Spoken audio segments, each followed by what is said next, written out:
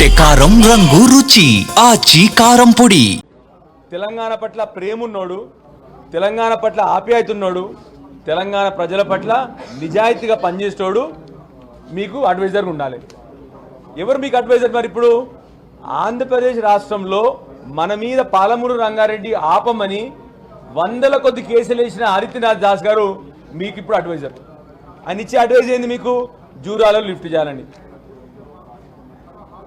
జూరాలలో నీళ్ళు లేవని మీకు తెలుసు, మొత్తం అందరికీ తెలుసు, అక్కడ ఉన్న రైతులకు కూడా తెలుసు. లిఫ్ట్ చేయాలని ఆయన చెప్తే మీరు ఆయన మాట పట్టుకొని కూర్చుంటా ఉన్నారు. దయచేసి ఫస్ట్ మీకు చెప్పేది ఒక రిక్వెస్ట్, మంచి అడ్వైజర్ని పెట్టుకోండి.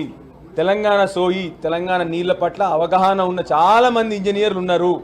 దయచేసి ఫస్ట్ ఒక ఆంధ్ర అడ్వైజర్ని తీసేసి, ఎవరైతే ఇదే పాలమూరు రంగారెడ్డి మీద వందల కేసులు వేసినాడు ఆ రోజు ఆపమని 2014 నుంచి 19 వరకు చంద్రబాబు నాయుడు గారి పవర్లో ఉన్నప్పుడు ఈ ఆదిత్యనాథ్ దాస్ గారు అక్కడ ఇరిగేషన్ సెక్రటరీ, ఆయనే వందల కొద్ది కేసులు వేసినాడు. ఎట్లా ముందర పోతుంది పాలమూరు రంగారెడ్డి? దయచేసి ఇప్పటికైనా చెప్తా ఉన్నాము, మీరు ఈ భూత పురాణాలు ఆపి మంచి అడ్వైజర్ని పెట్టుకొని, మిగతా ఎట్లాగో మీరు ఆంధ్రప్రదేశ్ అడ్వైజర్లు తీసుకుంటారని మాకు తెలుసు, కానీ నీళ్ళకి సంబంధించిన విషయం ఇది. ఇప్పుడు ఎప్పటికే తెలంగాణ రాష్ట్రం, తెలంగాణ ప్రజలు ఆ దశాబ్దాల కాలంలో నీళ్ళ కోసం కష్టపడ్డాము. ఇప్పుడన్నా మంచి అడ్వైజర్ తీసుకోవాలని చెప్పి ముఖ్యమంత్రి గారు చెప్తా ఉన్నాం. రెండోది ఏమనంటే, ఉత్తమ్ కుమార్ రెడ్డి గారు ఇప్పుడు ఒక చుక్క నీళ్ళు ఒక ఎకరానికి రాలే ఇప్పటివరకు అంటాడు. ఎంత విచిత్రంగా ఉండదంటే ఉత్తమ్ కుమార్ రెడ్డి గారు మాట్లాడితే, తనకి ఇప్పటి వరకు మనిషోడు సబ్జెక్ట్ అర్థమవుతలేదు, తనకి ఇప్పటికి కూడా అర్థమవుతలేదు సబ్జెక్ట్. పాలమూరు రంగారెడ్డి 27,000 కోట్లు ఖర్చు పెట్టి నీళ్ళు ఇవ్వలేదంటే మొత్తం హెడ్ అంతా అయిపోయింది కదా.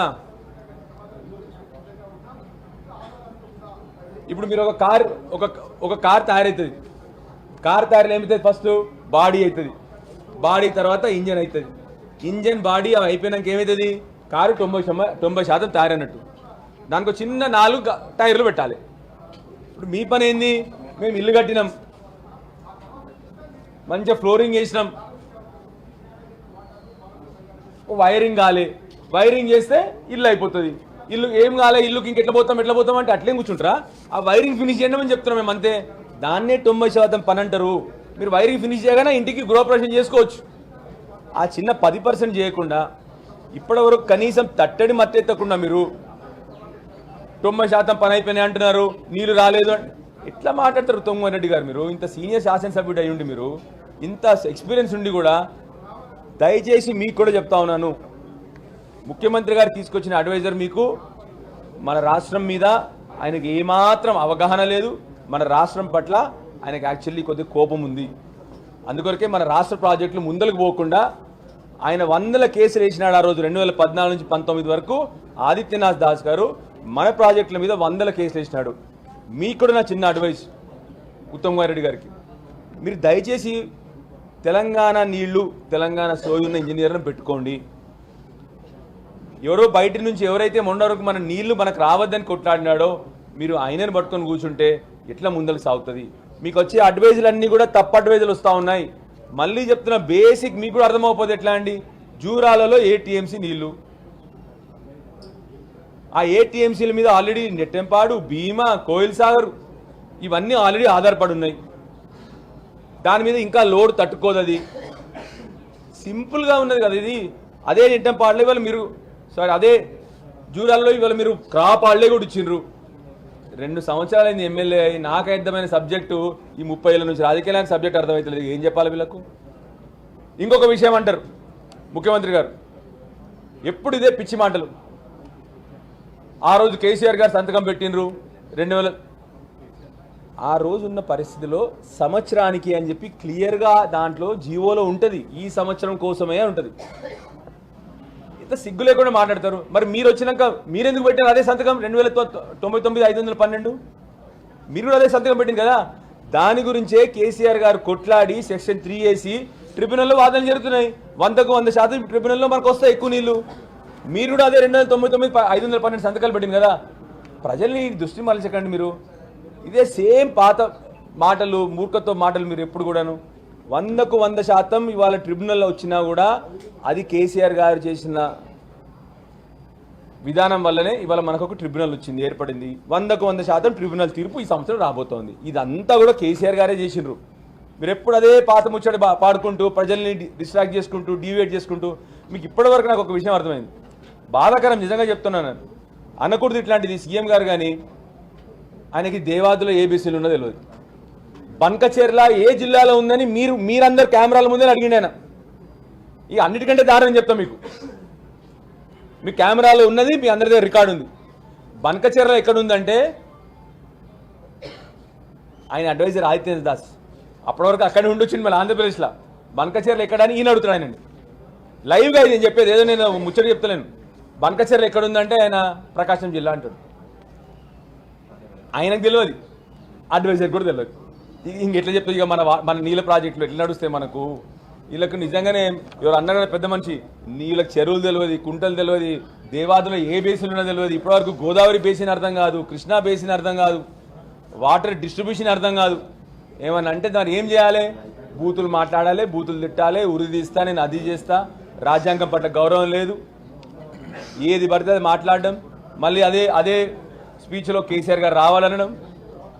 దయచేసి కోరుతా ఉన్నాను, మొట్టమొదల ఇవాళ రేపు కానీ పాలమూరు రంగారెడ్డి మీద డిస్కషన్ పెట్టండి మీరు. నెంబర్ 1 మా రిక్వెస్ట్, మీ అడ్వైజర్ని మార్చుకోండి. మీ కనీసం అప్పుడు అర్థమవుతుంది పాలమూరు రంగారెడ్డిని ఏందో, అక్కడ ఉన్న ఇష్యూస్ ఏందో. ఒక మంచి అడ్వైజర్ని పెట్టుకుంటే మీకు అర్థమవుతుంది. వితండవాదాలు చేయొద్దు. ఇంకోటి చెప్తారు నేను ముఖ్యమంత్రి గారు, అప్పుడే 2013లో కాంగ్రెస్ ఉన్నప్పుడు 70 టీఎంసీలు వరద జలాల మీద ఎత్తాలని చెప్పి జూరాల దగ్గర ప్లాన్ చేసినామని చెప్తారు. ప్లాన్లు చాలా ఇష్యూలు, మీరు ఏది ఇంప్లిమెంట్ చేయాలి వేరే విషయం. నికర జలాలు ఉన్నప్పుడు ఇక్కడ శ్రీశైలం దగ్గర నువ్వు వరద జలాల మీద వాటర్ని లిఫ్ట్ చేస్తావని నాకు అర్థం కాదు. నికర జలాల నుంచి వాటర్ తీసుకో కదా, ఆ కాన్సెప్ట్ కూడా తెలియదు వారికి. బాధాకరం ఏంటంటే ఉన్న రాష్ట్ర ముఖ్యమంత్రి గారికి ఏ ఒక్క దాని మీద కూడా వారికి ఇన్ఫర్మేషన్ లేదు, సబ్జెక్ట్ లేదు. ఇప్పటికీ పాలమూరు రంగారెడ్డిలో ఏమీ కాలేదు. మొదటి మోటార్ ఆన్ అయింది కదా, మీరు ఈ పాటికి మీకున్న టైంకి మొత్తం మోటార్లు ఆన్ చేస్తుండే. ఒక చోట రాకొచ్చి డిలే అయింది తప్ప, లేకపోతే మొత్తం మోటార్లు ఈ పాటికి ఆన్ చేస్తుండే. దయచేసి ఆ పిచ్చి మాటలు మానేసి మూర్ఖత్వ మాటలు మానేసి హుందాగా ప్రవర్తించడం. కనీసం ఈ సంవత్సరంలో అయినా దేవుణ్ణి కూడా కోరుతా ఉన్నా, మీ కొద్దిగా మంచి బుద్ధి ఇవ్వాలి, ఆ పాడు బుద్ధి పోవాలి, వక్రీకరించే బుద్ధి పోవాలి, మంచి బుద్ధి ఇవ్వాలని చెప్పి మళ్ళీ ఒకసారి దేవుణ్ణి కూడా కోరుతా ఉన్నాను. దయచేసి ఇప్పటికైనా చెప్తా ఉన్నాం, 100కు 100% మీతో మేము సహకరిస్తాం. కానీ ఆలోచన విధానంగా మీరు మంచి ఆలోచనలు వస్తే తప్పకుండా కోఆపరేట్ చేస్తాం. ఈ మూర్ఖత్వ మాటలు ఇప్పటికన్నా ఆపండి. మిమ్మల్ని తిట్టడం చాలా ఈజీ మాకు కూడా, కానీ మా సంస్కారం కాదు. మీ సంస్కారం వేరు, మా సంస్కారం వేరు. ఇప్పటికన్నా మారండి, ఇప్పటికన్నా ప్రజల్ని మోసం చేయకండి, తెలంగాణ రాష్ట్రాన్ని వంచకండి అని చెప్పి ముఖ్యమంత్రి గారికి, అదేవిధంగా ఉత్తమ్ రెడ్డి గారికి మంచి అడ్వైజర్ని పెట్టుకోండి. మీరు సబ్జెక్ట్ అర్థం చేసుకోండి. సబ్జెక్ట్ అర్థం చేసుకున్న తర్వాత వట్టిగా అరవడం కాదు, సబ్జెక్ట్ అర్థం చేసుకోండి. ఫస్ట్ అర్థం చేసుకొని డిస్కషన్కి రండి, ఫుల్లీ ప్రిపేర్డ్గా రండి అని చెప్పేసి ఉత్తమ్ రెడ్డి గారు కూడా రిక్వెస్ట్ చేస్తాను.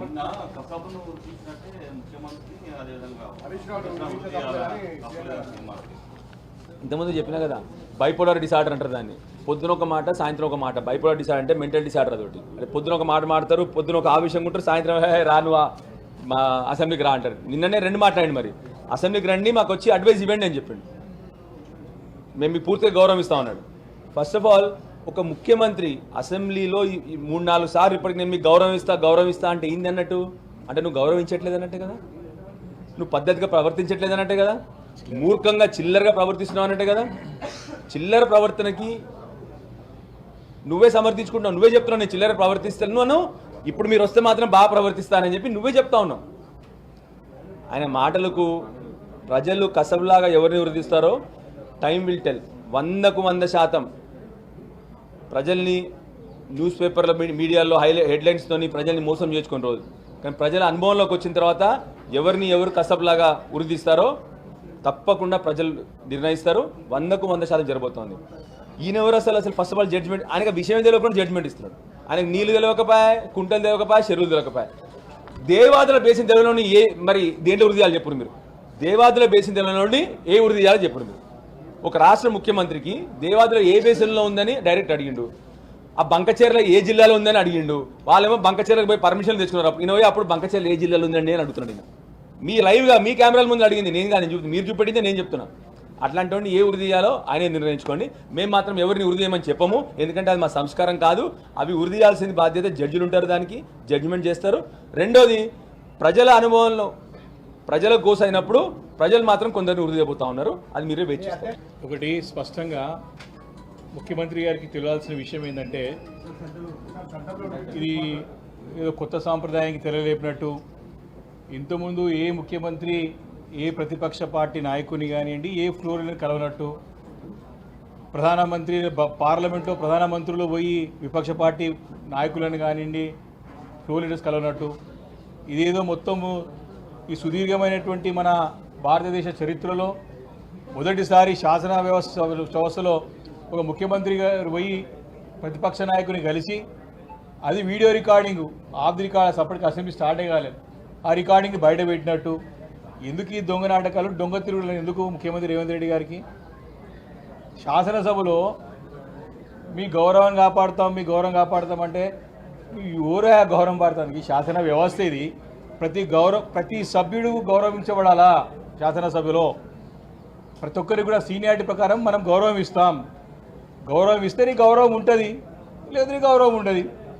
ఏదో తీసుకొచ్చి కొత్త రూల్స్, అసెంబ్లీ రూల్స్ ఈయనే ఫామ్ చేసినట్టు, గతంలో ఎప్పుడు అసెంబ్లీలో రూల్స్ లేనట్టు కొత్త మాటలు, వింత చేసలు. ఈ యొక్క నేను కూడా 12 సంవత్సరాల నుంచి అసెంబ్లీలో ఉన్నాం, కొత్త చూస్తున్నాం. వింత ప్రవర్తన, వింత మాటలు, వింత రూల్స్, ఆగవాగం కనపడతాడు మనిషి అంతా కూడా. Confusion. As a whole party ఈరోజు బీఆర్ఎస్ పార్టీ మాట్లాడుతుందంటే కేసీఆర్ గారు మాటనేది. ఈరోజు మా పార్టీ నుంచి మాట్లాడుతున్నామంటే మా పార్టీ సిద్ధాంతం, మా పార్టీ మాటలు, మా పార్టీ అనుభవం, మా నాయకుడు వారు అందరం కేసీఆర్లం. ఈరోజు సభలో మా పార్టీ అడిగిన ప్రశ్నకు సమాధానం ఇవ్వవు. ఇప్పటికీ 2 బడ్జెట్ సమావేశాలు అయినాయి, ఇంకా అనేక సమావేశాలు అయినాయి. ఏ ఒక్క సమావేశం కూడా సంతృప్తిగా సంపూర్ణంగా పూర్తి చేయలేదు ఇప్పటివరకు కూడా. జవాబు చెప్పి ఇప్పటివరకు కూడా ప్రతిపక్షాలకి దొంగచాటున సభ వాదా వేసుకోవడం, వెళ్ళిపోవడం. ఈసారైనా సభని సక్రమంగా నడపండి. మేము యాజ్ అ హోల్ ఏ చర్చ పెడతావో చర్చ పెట్టు. ఈ 2 సంవత్సరాలలో చర్చ ఏమైనా జరిగిందంటే గడిచిన 10 సంవత్సరాల అభివృద్ధి గురించి, సంక్షేమం గురించి తప్ప ఈ చేసినది ఏం లేదు. వీళ్ళు చేసేది అంతే ఏంటంటే అధికార మదంతో, అధికారం ఒక ఏమైందంటే కళ్ళకు ఎత్తెక్కి మాట్లాడుతున్నారు వీళ్ళు. ఇంకా భూమికి దిగలే. ఇంకా 10 సంవత్సరాలు గత 10 సంవత్సరాల గురించే మాట్లాడతారు ఏ సభ్యులు. అందుకే అట్టే అలవాటు చేసిన అందరికీ ముఖ్యమంత్రి గారు. ఇప్పుడు మంత్రులతో పాటు ఎమ్మెల్యేలు కూడా ట్రైనింగ్ ఇచ్చిండు నిన్న. అది కూడా వారికి ఎవరికి అర్థం, మళ్ళీ కన్ఫ్యూజన్. లోపలనేమో ఏం చేస్తాడంటే అధికార మదంతో హైదరాబాద్ అంటారు, తోతిరిగాలు అంటారు. అంత తోతిరాటని లోపల. మాకు స్పీకర్ గారు మైక్ వేయగానే, సబ్జెక్ట్ రాగానే వారు కార్నర్గా అవుతుంటే మైక్ కట్, టైం అయిపోయింది అంటారు, లేదు టైం కాకపోతే మైక్ కట్ చేస్తాడు. మేము మాట్లాడుతూ ఉంటే, మా సభ్యులు మాట్లాడుతూ ఉంటే వీడియో, మా పైన ఉన్న వీడియో తీసి పక్కకి వేరే స్పీకర్ గారు షేర్ చూపిస్తారు. ఎందుకు అయింద భయం నీకు? మీకు నిజంగానే ఇంగిత జ్ఞానం ఉంటే, నిజంగానే ప్రజాస్వామ్యం పట్ల, ఈ శాసన వ్యవస్థ పట్ల గౌరవం ఉంటే ఈ పరిస్థితి వచ్చేది కాదు. కాబట్టి కేసీఆర్ గారు సభకి రావాలి. కేసీఆర్ లాంటి అందరం కూడా సీనియర్ మంత్రులు, పనిచేసే అనుభవం నాయకులందరూ పనిచేస్తూ ఉన్నాం. కేసీఆర్ గారి గొంతుకయే మాట్లాడతాం, కేసీఆర్ గారి సిద్ధాంతమే మాట్లాడతాం, కేసీఆర్ ఆలోచనే మాట్లాడతాం. ఏం సలహాలు సూచనలు ఇప్పటికి చేసి తప్పులను ఎత్తి చూపుతావంటే తప్పులను చక్కదిద్దుకునే ప్రయత్నం చేస్తలేవు నువ్వు.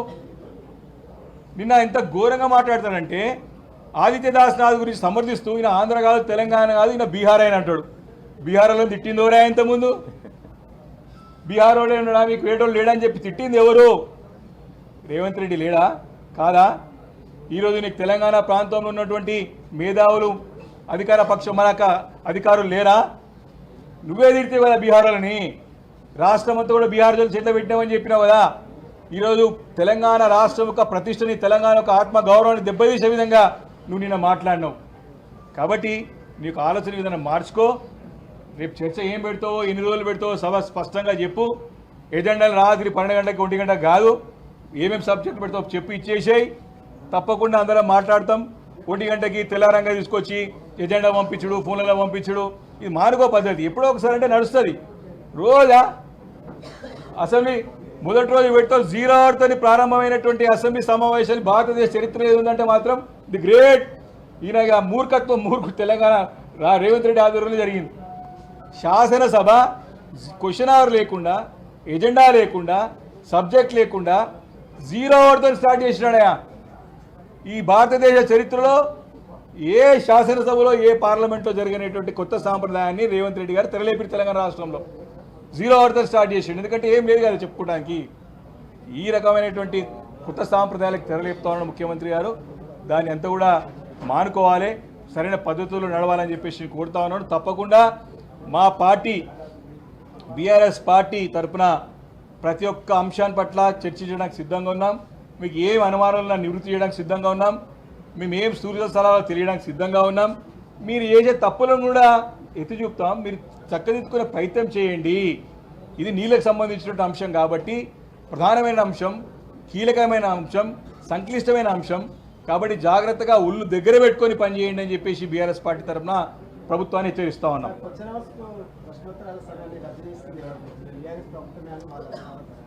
నేనేమంటున్నా, స్టార్టింగ్ డేనే మొదటి రోజే 1 రోజు 2 రోజులు చేయొచ్చు, సెషన్ మొత్తం చేయం కదా, క్వశ్చన్ అవర్ లేకుండా చేయం కదా. ఫస్ట్ డేనే అసెంబ్లీకి ఇంతమంది అధికారులు యంత్రాంగం వస్తాము, ఇంత ఖర్చు పెట్టి వస్తాము, ఏదైనా అంశం ఉండాలిగా చర్చించడానికి. ఏం లేదా, అనేక అంశాలు ఉన్నాయి. ఈరోజు రైతులు ఆత్మహత్యలు చేసుకుంటారు, ఆటో డ్రైవర్లు ఆత్మహత్య చేసుకున్నారు, గురుకుల పాఠశాలలో పిల్లలు చనిపోయినారు, ఈరోజు ఫిరాయింపు ఎమ్మెల్యేల అంశం ఉన్నది మన దగ్గర, ఈరోజు అనేక అంశాలు, మా గ్రేట్ హైదరాబాద్ సంబంధించినటువంటి అంశం ఉన్నది. ఇలా అనేక అంశాలు ఉన్నాయి. ఒక్క అంశమైనా చర్చ పెట్టవచ్చు కదా. ఆ రోజు 0 hourతో టైంపాస్ చేసి గడిపి పోవడం ఏంది? ఆ రోజు కేవలం గవర్నర్ గారి ప్రసంగాన్ని తప్పించుకోనికి ఇష్టం స్పష్టంగా అర్థమవుతుంది. సరే పోనీ నీకు అధికారం ఉంది కాబట్టి చేసినావు, కానీ ఏదైనా అంశం చర్చ పెట్టాలి కదా. ఎవరు కూడా ఓపెనింగ్ 0 hourతో చేయలేదు మొదటి రోజు అని చెప్పడమే నా ఉద్దేశం. మరి దాని తర్వాత బిజినెసే లేదు, అది నా పాయింట్. కాబట్టి క్వశ్చన్ అవర్ రద్దు చేసుకుంటే నెక్స్ట్ డే పెట్టుకోవాలి. ముఖ్యమైన అంశం ఉంది, నువ్వు క్వశ్చన్ ఆపేసి నెక్స్ట్ డే తీసుకో, అంతే తప్ప కొత్త సాంప్రదాయాలకు తెరలేపోద్దని చెప్పేసి ఈ సందర్భంగా ముఖ్యమంత్రి తెలియజేస్తాను. Thank you. తెరకొట్టే కారం రంగు రుచి ఆచి కారం పొడి.